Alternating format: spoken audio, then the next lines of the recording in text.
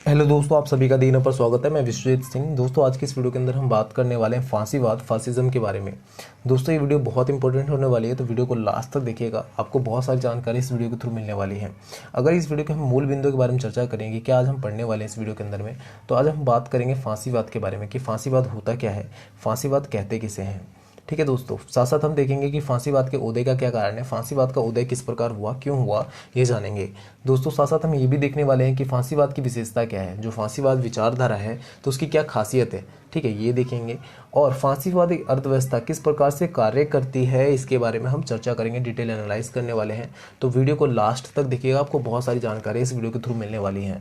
और दोस्तों, आपसे एक रिक्वेस्ट ये रहेगी कि प्लीज़ यार लाइक शेयर सब्सक्राइब जरूर करें वीडियो को, क्योंकि आपका एक एक लाइक शेयर सब्सक्राइब हमें मोटिवेट करता है कि हम और वीडियो लाएं, अपने आप को और इम्प्रूव करें और आपके सामने अच्छी से अच्छी वीडियो बना के लाएं। अगर आप एक लाइक करते हो, एक शेयर करते हो, क्या पता किसी ऐसे बच्चे के पास पहुंचे जिसको जरूरत हो रियली इस वीडियो की। तो प्लीज़ यार लाइक शेयर सब्सक्राइब जरूर करें। ठीक है, तो आज की वीडियो स्टार्ट करते हैं। फांसीवाद। अगर हम फांसीवाद की बात करें दोस्तों, फांसीवाद की हम बात करते हैं तो फांसीवाद या फासिस्टवाद, फासिज्म इटली में बेनितो मुसोलिनी द्वारा संगठित फांसियो डी कम्बेटिमेटो का राजनीतिक आंदोलन था, जो मार्च 1919 में प्रारंभ हुआ। इसकी प्रेरणा और नाम सिसिली के 19वीं सदी के क्रांतिकारियों फासेज से ग्रहण किए गए।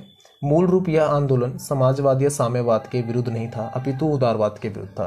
तो दोस्तों, सबसे पहले अगर इसका डिटेल में बताऊं मैं आपको, तो जो फांसीवाद का उदय हुआ, उदय करने इटली में जो उदय हुआ वो किसके द्वारा हुआ, तो बेनितो मुसोलिनी के द्वारा हुआ।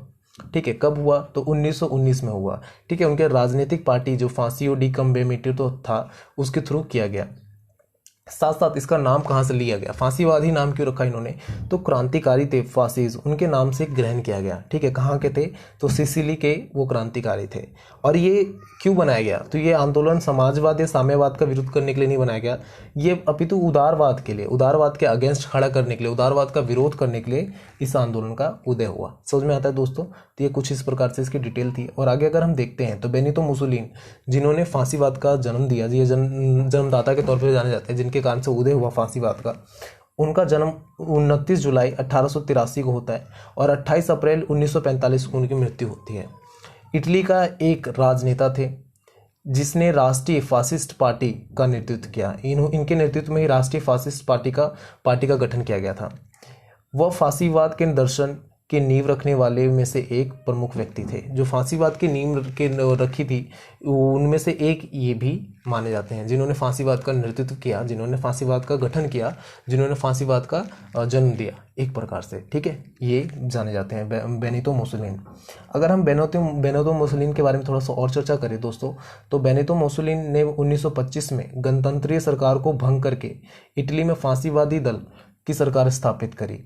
23 मार्च 1919 को स्थापित फांसीवाद पार्टी की मुसोलिनी के नेतृत्व में अब अपनी नीतियां क्रियान्वित करने का पूरा अवसर प्राप्त हो गया। मुसोलिनी ने युद्धोत्तरकालीन दुर्दशा से इटली को बचाने के लिए का पूर्ण कार्य किया और इटली को फांसीवाद बना दिया। दोस्तों, जैसे कि आपको पता होगा 1919 से पहले फर्स्ट वर्ल्ड वॉर चल रहा था, उसके बाद आने वाले समय में सेकंड वर्ल्ड वॉर चालू होने वाला था। तो यहाँ पे जो फांसीवाद के, अगर आप उदय की भी बात करो कि फांसीवाद के उदय का क्या कारण था, उसका अगर मेन रीज़न बताऊं तो यहाँ पे मैंने कुछ रीज़न ले रखे हैं। ठीक है, पर अगर सबसे बड़ा मेन रीज़न माना जाए तो अगर 1914 से लेकर 1919 तक हमारा फर्स्ट वर्ल्ड वॉर चला, उसके अंदर में इटली ने मित्र राष्ट्रों का साथ दिया, जहाँ पर लूट का जो धन था, जो लूट के धन थे, वो आपस में बंटने का सबका हुआ था कि आपस में बांटा जाएगा। जो भी चीज़ हम लूट के लाएंगे, हम तीनों चारों क्या करेंगे, मित्र राष्ट्र आपस में बांटेंगे। ठीक है, बराबर बराबर बांटेंगे। पर इटली को कुछ भी नहीं मिला और इटली को मतलब सबके सामने बेइज्जती जैसा सहना पड़ा, बेइज्जती सहनी पड़ी। ठीक है, उसके बाद से ही लोगों के अंदर में क्या था, इटली की जनता में असंतोष की भावना जग गई। ठीक है, कि राजा ने हमें युद्ध में भी झोंका और हमें कुछ मिला भी नहीं। ठीक है, उनकी आर्थिक दुर्दशा भी बिगड़ी जो फर्स्ट वर्ल्ड वॉर के बाद से, क्योंकि वो युद्ध में पार्टिसिपेट कर रहे थे, तो नॉर्मल सी बात है, युद्ध में पार्टिसिपेट करने के बाद आपको नुकसान होना ही होना है। ठीक है, भले ही आप जीत क्यों ना जाओ। तो वहाँ पर उनकी आर्थिक दुर्दशा भी बिगड़ी, समाजवाद का प्रचार प्रसार बढ़ गया। अब क्या था, जो रसिया जैसे देश थे उन्होंने इटली के अंदर प्रवेश किया और वहाँ पे समाजवाद का प्रचार प्रसार जोरों शोरों से बढ़ गया। ठीक है, तो समाजवाद का प्रसार बढ़ रहा था। दूसरी तरफ क्या था कि इटली के राजनीतिक दलों में एकता का अभाव था। अब युद्ध में वो उन्होंने पार्टिसिपेट किया, जिसके कारण से क्या हुआ कि वो राजनीतिक जो भी दल थे वहाँ पे, उनके अंदर एकता का अभाव था। कोई भी इकट्ठे एक बार में एक सुर में नहीं बोल रहे थे। ठीक है, सरकार की योग्यता और आक्रामकता, ठीक है, ये उनकी सरकार की योग्यता भी पूरी तरह से नहीं थी। तो ये सारे कारण थे जिसके कारण से फांसीवाद का उदय हुआ। तो जो मुसोलिनी थे उन्होंने लोगों के सामने ये बिंदु रखी कि अगर हम रहते तो हम भाई अपना हिस्सा मांगते, ठीक है, जो हमारी सरकार ने, पिछली सरकार ने नहीं मांगा, जिसके कारण से क्या किया था मुसोलिनी ने, तख्ता पलट एक तरह से मान लो जो गणतंत्रीय सरकार थी उसको भंग करके, ठीक है, यहाँ पे देखो 1925 में गणतंत्रीय सरकार को भंग करके इटली में फांसीवादी दल की सरकार स्थापित करी, ठीक है। तो उसके कारण से मुसोलिनी ने अपने नेतृत्व में इसका किया, और उसके बाद से ये फांसीवादी जो सरकार थी उसने अपने नेतृत्व में लेते हुए अपने जो भी रूल थे, रोड मैप था, जो भी उनकी प्लानिंग थी फांसीवादी विचारधारा को लेकर, उन्होंने उसको आगे बढ़ाया, ठीक है, उसके रूल में लाया, क्रियान्वित किया, ठीक है। तो इस तरह से, और इटली को धीरे धीरे ले जाते हुए उसको लोगों के सामने ये रखा गया कि जो युद्धकालीन व्यवस्था है, जो युद्ध वाली जो दुर्दशा है, जो युद्ध की स्थिति है, उससे हम बचाने के लिए इटली को फांसीवादी बना रहे हैं, ठीक है, लोगों के सामने ये रखा गया। समझ में आता है दोस्तों?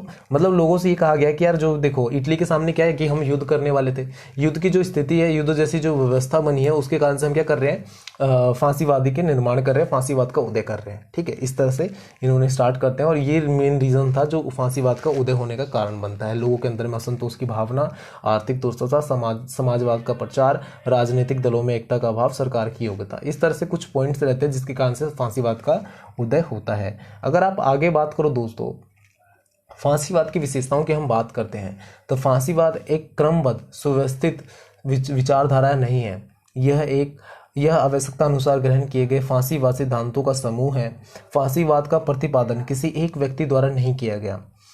इसमें समय समय पर फांसीवादी विचारधारा रखने वाले व्यक्तियों ने कुछ न कुछ नया जोड़ा है। इस आधार पर फांसीवादी की प्रमुख विशेषताएं तथा सिद्धांत हैं। अब आगे हम बात करेंगे क्या क्या सिद्धांत हैं, ठीक है, पहले यहाँ पे हम समझते हैं। तो दोस्तों यहाँ पे साफ साफ शब्दों में कहा गया कि फांसीवादी किसी एक व्यक्ति की विचारधारा नहीं है कि मुसोलिनी ने भाई उठा और बोल दे ये फांसीवादी विचारधारा और उसी पे चलेंगे, लिमिटेड विचारधारा तक नहीं रखा गया। इसके अंदर में जो भी नए नए विचारक आए, उनके हिसाब से जो भी उनके विचार आइडिया आया, उसके अंदर में इम्प्लीमेंट किया गया, ठीक है, संशोधित करता गया, उसके अंदर में जोड़ा गया, ठीक है। समय समय पर कुछ नए विचारधारा रखने वाले व्यक्तियों को उनको जोड़ा गया, ठीक है, जो मतलब उसके अंदर में लगता था फांसीवाद के अंदर में ये हम कर सकते हैं तो ज्यादा इंप्रूवमेंट होगी, तो उस तरह से जोड़ा गया। पर कई सारे आप विचारधारा देखोगे जो शुरुआत में एक व्यक्ति ने दिया और उसी विचारधारा को लिमिटेड लेकर चल रहे थे। पर फांसीवाद के अंदर में क्या हुआ कि अगर कोई भी व्यक्ति आ रहा था जो फांसीवाद से रिलेटेड था, उसको लगता था इस तरह के अगर हम विचारधारा और इसमें ऐड करें तो हमारा इंप्रूवमेंट होगा, हम विकसित होंगे, ठीक है, हमारा विकास होगा, तो वो उसको किया जा रहा था, ठीक है। सबसे मेन चीज ये था। अगर आगे हम इसके सिद्धांतों, कुछ प्रमुख सिद्धांत हैं जो फांसीवाद के सिद्धांत है, उसकी अगर हम बात करें कि क्या सिद्धांत है फांसीवाद के प्रमुख सिद्धांत, तो वो कुछ इस प्रकार से होंगे दोस्तों, एक एक करके हम देखते हैं, समझते हैं, ठीक है, बहुत इंपॉर्टेंट होने वाला है ये। उग्र राष्ट्रवाद का समर्थन, जो फांसीवाद होते हैं वो उग्र राष्ट्रवाद का समर्थन करते हैं। राज्य का समन्वय रूप और आतंकवाद और अबुद्धिवाद में विश्वास, एक व्यक्ति के शासन और तानाशाही में विश्वास, प्रजातंत्र का विरोध, उदारवाद का विरोध, समाजवाद का विरोध, व्यक्तिवाद का विरोध, साम्राज्यवाद और सैनिकवाद का समर्थन, परंपरावाद का समर्थन, और दोस्तों निगमनात्मक राज्य का समर्थन। ये सारी चीजें होती हैं फांसीवाद के सिद्धांतों के रूप में, ये सारी चीजें जानी जाती हैं।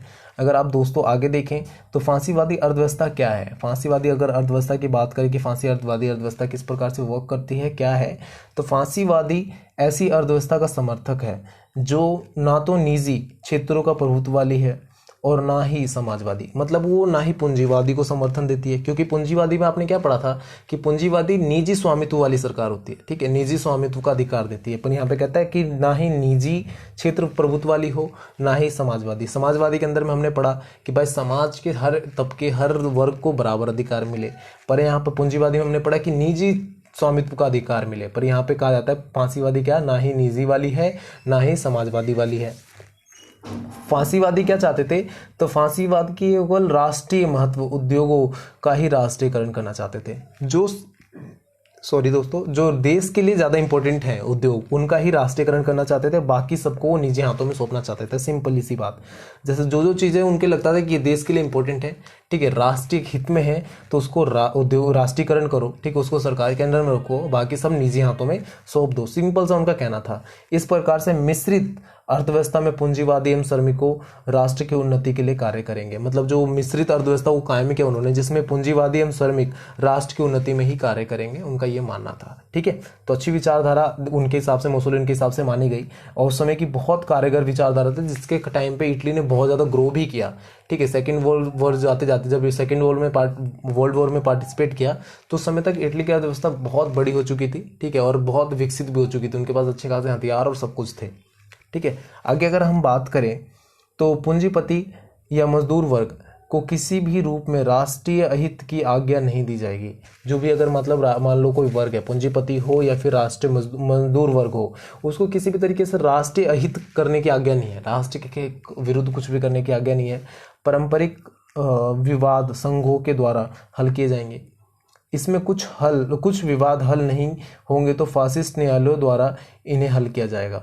अगर मान लो कोई विवाद है, कोई प्रॉब्लम है, ठीक है, कि तो उसकी हल तो नॉर्मली विवाद जो उसका हल होगा विवाद संघ द्वारा, एक मतलब संघ बनाया जाएगा विवाद संघ, उसके द्वारा किया जाएगा।